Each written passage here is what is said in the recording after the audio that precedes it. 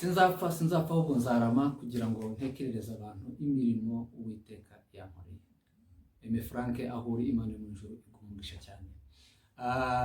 Bavandimwe ndabasuhuje mwese aho muherereye hatandukanye mu bihugu dutuyemo, bari muri Kenya, bari muri Uganda, bari mu Rwanda, bari i Burundi, abari hanze ya Afrika. Ndabasuhuje mwese mumugire amahoro y'Imana. Iyi ni Lucky Entertainment, nje nitwa Dickson Lucky.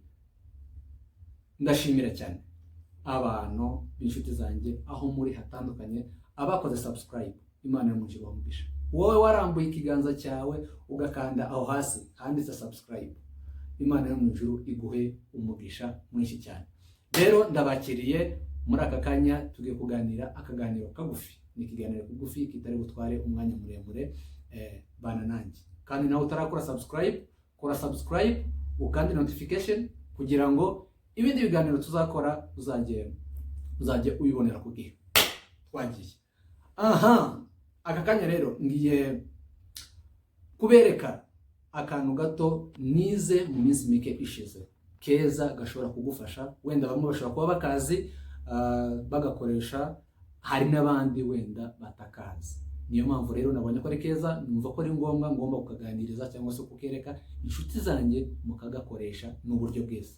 Twagereye ni uburyo bwo gukoresha nimero za telefone zitandukanye, ukoresha ku mirongo itandukanye ukabukoresha mu buryo bwa nimero imwe, kugira ngo byumvikane. Uburyo ushobora gukoresha nimero za telefone zawe zitatu zitandukanye ukazihuza zikaba umurongo umwe.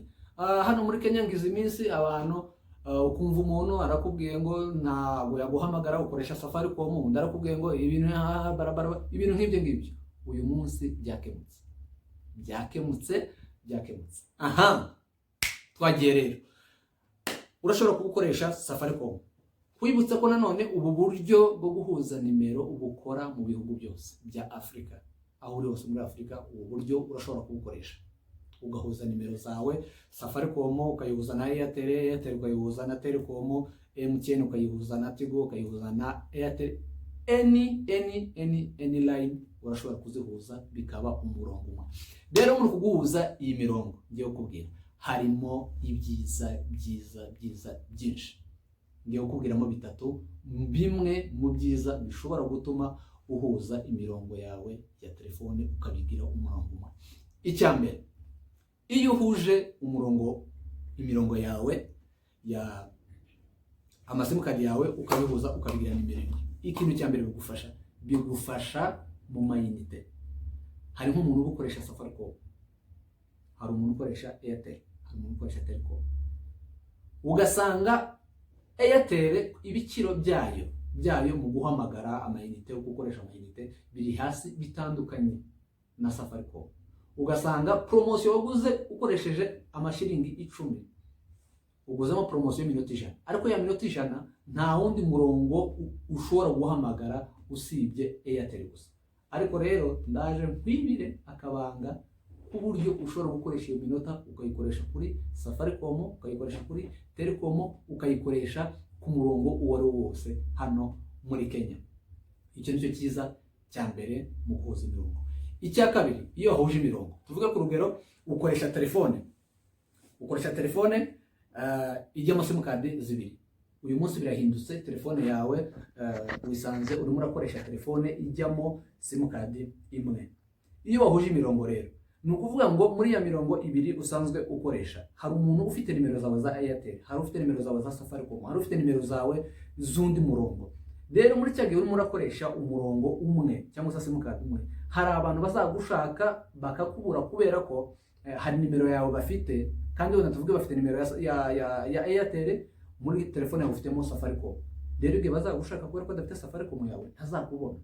Ariko mu gihe wahuje iyi mirongo, umuntu arashobora kuguhamagara akoresheje nimero yawe ya Airtel, ariko akaguhamagara kuri Safaricom bigacamo. Icyo ni cyiza cya kabiri. Icyiza cya gatatu gituma ushobora guhuza iyi mirongo, urashobora guhuza uyu murongo kugira ngo bigufashe. Tuvuge ku rugero, washobora guhuza uyu murongo ukahuza n'umuntu mubana, madamu wawe ukayihuza na wawe, mama wawe, mushiki wawe cyangwa se musaza wawe ku mpamvu imwe imeze itya. Tuvuge ku rugero, ngiye ahantu telefone ishizemo umuriro, habaye ikibazo kiri emergency bituma bampamagara. Rero kubera ko telefone yanjye yashizemo umuriro, nibampamagara ntibambona kubera ko telefone yanjye yashizemo umuriro kandi yazimye. Ariko ninzaba nahuje umurongo n'undi muntu umwe w'umumember cyangwa se w'umufamiliye, nimero bazahamagara ya yindi yanjye, ariko ihita iza direct kuri wa muntu nahuje nimero nawe. Tuvuge ni madame cyangwa se n'undi muntu wese. Aho ngaho ikibazo cyo kugira gute, cyo kumbura byibuze kibe kirakemutse. Aha, murabyumva gute? Twagiye rero uburyo rero iyi mirongo ihuzwa. Fata telefone yawe winjire ahandikirwa nimero. Muri telefone yawe winjire ahandikirwa nimero, urakanda akanyenyeri. Ni ukuvuga ngo nababwiye ngo ibi bintu ntabwo ari muri Kenya gusa, bikora mu bihugu byose byo muri Afurika. Urakanda akanyenyeri, wandike 62 muri telefone yawe, wandike akanyenyeri. Numara kwandika akanyenyeri, wandikemo ya nimero wifuza guhuza. Tuvuge ni nimero yawe ebyiri, ni nimero ya Airtel ushaka guhuza na Safaricom. Iyo nimero uyandikemo iyo ushaka guhuza. Numara kuyandikamo ukande urwego. Urakanda akanyenyeri 62 akanyenyeri, wandikemo ya nimero. Nurangiza kwandikamo ya nimero, ukande urwego inyuma. Uzaba ugize gute, nurangiza wemeze, ukande yese nk'ushaka nyine uhamagare. Aho ngaho urabugize te, uraba wemeje nimero yawe ko izaba ihujwe. Icyo gihe numara kwihuza gutyo, uzaza ugura amayinite muri Airtel, ugure free amayinite y'icumi, uyihamagaza umuntu wa Safaricom, uyihamagaza umuntu wa Airtel, uyihamagaza umuntu wa Telecom.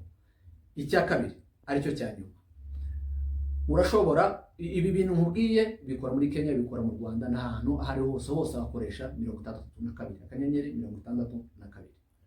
Icyanyuma rero, iyo ushaka gutandukanya iyi mirongo, tuvuge uharambiwe iyo mirongo, urashaka kwitandukanya, urashaka kuyikuza, cyangwa se wenda nimero imwe muzo wakoreshaga yatakaye tukiye uyikoresha, ahubwo urashaka kuyitsimbuza indi. Icyo ukora niki, uja muri telefone yawe nanone ibisanzwe, ukabanza urwego, ni ukuvuga ngo urwego kabiri, ntabwo ari urwego kabiri, urwego, then ugashyiramo ya nimero ushaka gusimbuza cyangwa se ya nimero ushaka gusiba, ukayishyiramo. Warangiza inyuma ukandikamo urwego nanone, warangiza ugahamagara. Iyo ubikoze gutyo, ya nimero wahuje n'umurongo wawe uba uyikuyemo. Turimo turagendana. Aha, utwo tuntu si twiza?